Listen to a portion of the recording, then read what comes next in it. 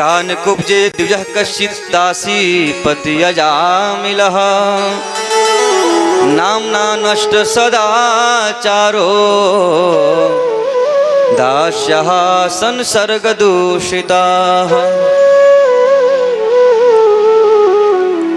कन्नौज कानपुर में एक बड़ी सुंदर इतिहास में बता रहा हूँ आप लोगों को कि नाम की कितनी शक्ति है, नाम की कितनी महिमा है।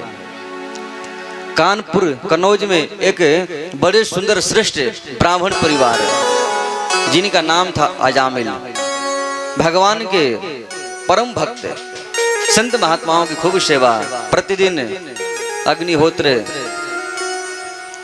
प्रतिदिन संध्या बंदन, भगवान के मंगलमय नाम संतों की सेवा, वेद वेदांत पुराण उपनिषद में निष्णात समय व्यतीत हुआ।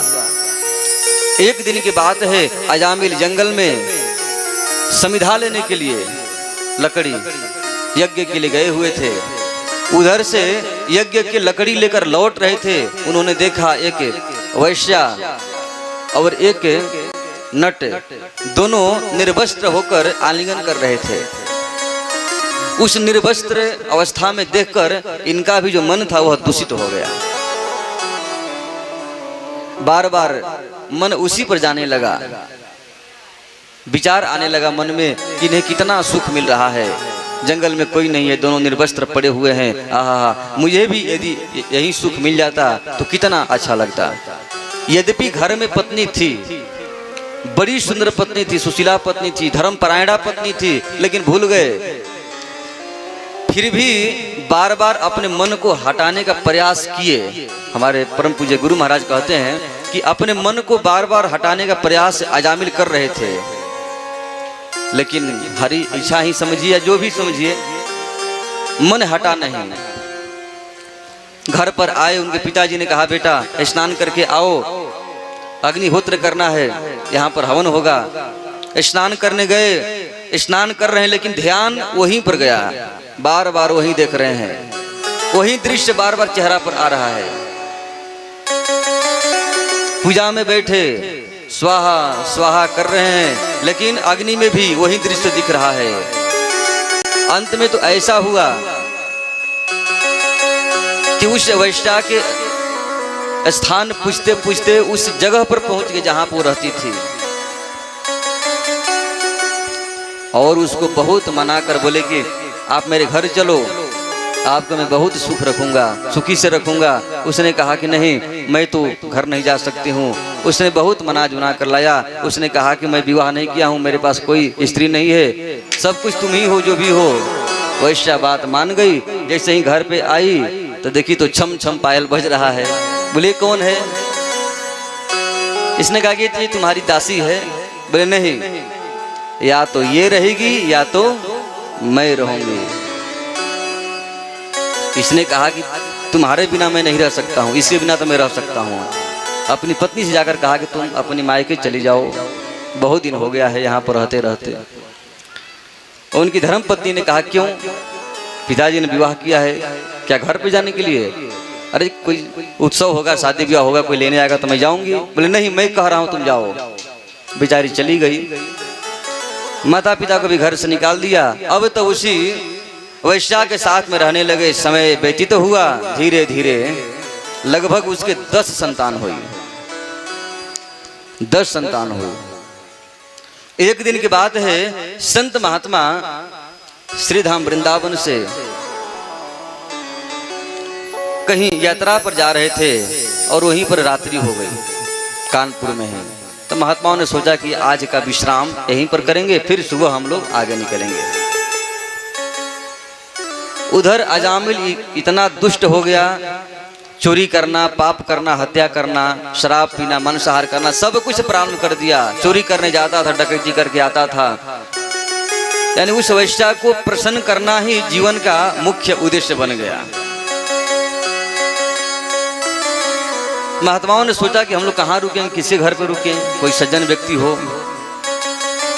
तो कोई व्यक्ति आ रहा था, उसी से इन लोगों ने पूछा कि हम लोग आज रात का विश्राम का मन है तो कहाँ हम लोग रुक सकते हैं। वो व्यक्ति भी बड़ा दुष्ट था, उसके मन में मजाक सूझी। कि चलो उसी को पास भेज देते हैं महात्माओं को, वहीं जाकर समझेंगे महात्मा लोग। बोला कि महाराज क्या बात कर रहे हैं, आप तो बिल्कुल बैकुंठ धाम पहुंच गए हैं। इस गांव में, उस गांव के बगल जो ये गांव है, इसके थोड़े से ही आगे बढ़ेंगे एक बड़ी सुंदर घर है। आहा हा, अरे वो संतों का घर है, वहां पर जाइए, खूब मान सम्मान होगा आपको, इतने ही नहीं दक्षिणा भी मिलेंगे। महात्मा जी बोले ठीक है चलते हैं। अब 10, 20, 25 महात्मा वहां पहुंच गए। जाकर राधे राधे मैया, अब राधे राधे की आवाज लगाए। वैश्या घर से निकली। आहा, संतों की कितनी महिमा है, अद्भुत। जैसे ही वैश्या ने संतों का दर्शन किया महाराज, उसके जन्मों जन्मों के जितने पाप थे सब समाप्त हो गए। पाप समाप्त ही नहीं बल्कि रोने लगी, बिलखने लगी, जाकर महात्माओं के चरणों में पड़ गई। बोली महाराज जी, यह जो घर है यह नरकों का घर है, यह वैश्याओं का घर है, आप यहाँ मत रहिए, आप जाइए, यहाँ से चले जाइए। मैं वैश्या हूँ, यहाँ रहेंगे तो लोग आपकी निंदा करेंगे, लेकिन महात्मा भी महात्मा ही होते हैं। महात्माओं ने कहा कि नहीं बेटी, अब तुम वैश्या नहीं रह गई, तुम्हारे जितने भी कलमश है, जितने तुम्हारे पाप थे सब पाप समाप्त हो गए, अब तुम भक्त बन गई। बगल में बगीचा थी, महात्मा बगीचे में ठहर गए सब और बोले तुम भोजन बनाकर मत देना, सूखा भोजन दे दो, हम लोग स्वयं बना लेंगे। और हाँ, आज तुम लोग भोजन मत बनाना, प्रसाद मेरे यहाँ ही तुम लोग पा लेना। खूब इधर बढ़िया सुंदर अपना लिट्टी चोखा बनना प्रारंभ हुआ।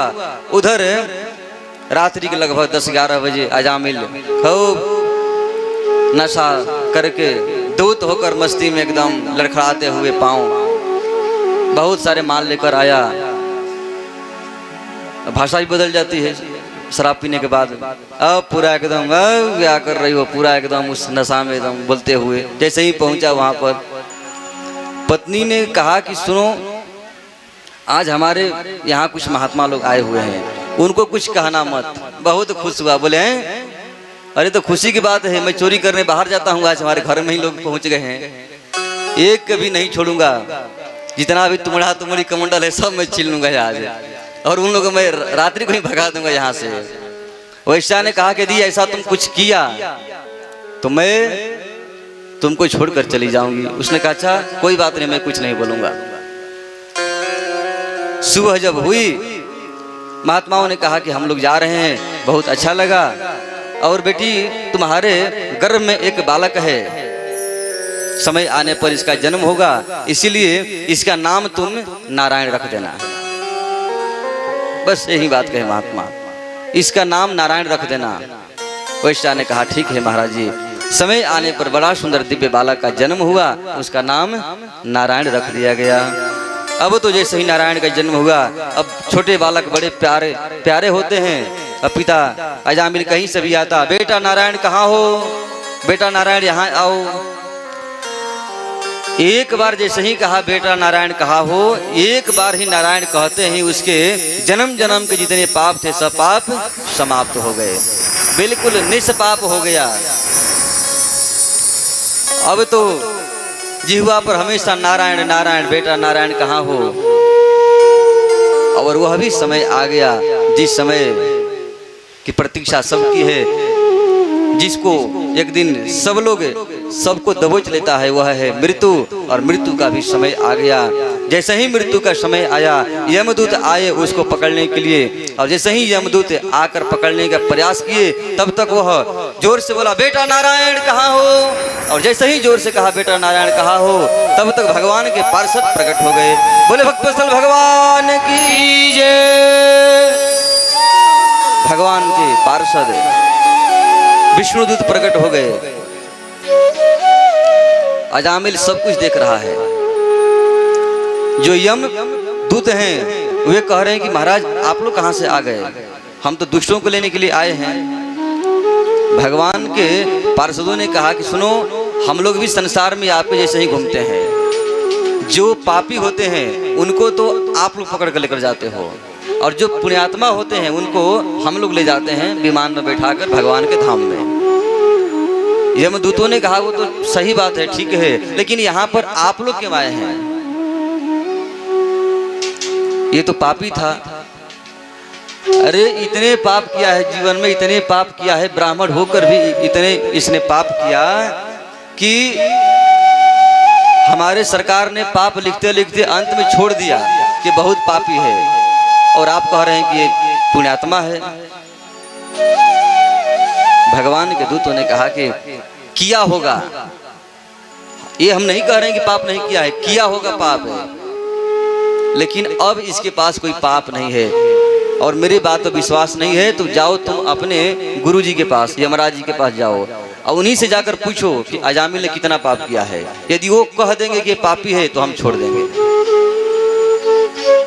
ये सारी बात जो संवाद चल रहा है विष्णु दूतों और यमदूतों का, वो प्रत्यक्ष रूप से अजामिल देख रहा था।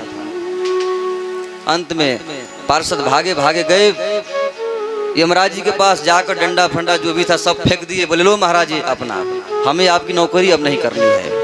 अरे क्या हो गया?